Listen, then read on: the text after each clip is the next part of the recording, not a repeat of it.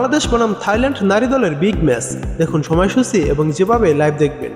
থাইল্যান্ডের বিপক্ষে দুটি ম্যাচকে সামনে রেখে চট্টগ্রামে কোরিয়ান ইপিজেটে 21 দিনের প্রস্তুতি পর্ব শেষ হয়েছে বাংলাদেশের আরও আগে। তারপর মঙ্গলবার দেশটির উদ্দেশ্যে উড়াল দিয়েছে মেয়েরা। আগামী বছর মার্চে উইমেন্স এশিয়া কাপের জন্য প্রস্তুত হতেই মূলত এই সফরে গেছে বাংলাদেশ দল।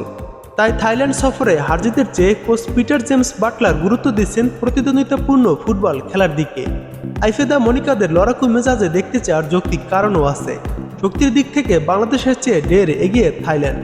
ফিফা র্যাঙ্কিংয়ে তাদের ধারে কাছেও নেই বাংলাদেশ, যেখানে বর্তমানে থাইল্যান্ড নারী দল র্যাঙ্কিংয়ে রয়েছে 53তম স্থানে। বিপরীতে বাংলাদেশ নারী দলের বর্তমান ফিফা র্যাঙ্কিং 104তম।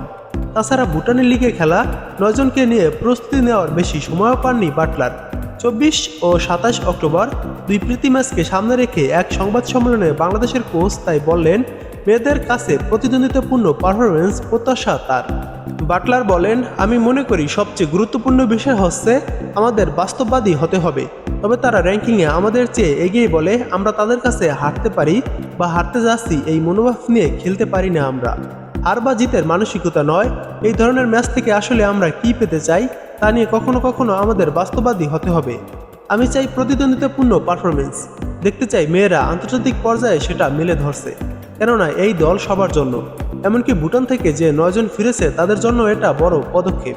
বাটলার দলে প্রথমবারের মতো ডাক পেয়েছে রুমা আক্তার ও সিনহা জাহান। বাদ পড়েছে ডিফেন্ডার নীলুফা ইয়াসমিন ও নীলা।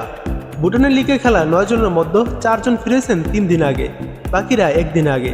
তবে দলের সাথে মনিকা ঋতুপর্ণাদের মানিয়ে নেওয়া নিয়ে কোনো সমস্যা দেখছেন না বাটলার। এবার দেখুন বাংলাদেশ ও থাইল্যান্ড নারী দলের ম্যাচটির সময়সূচি।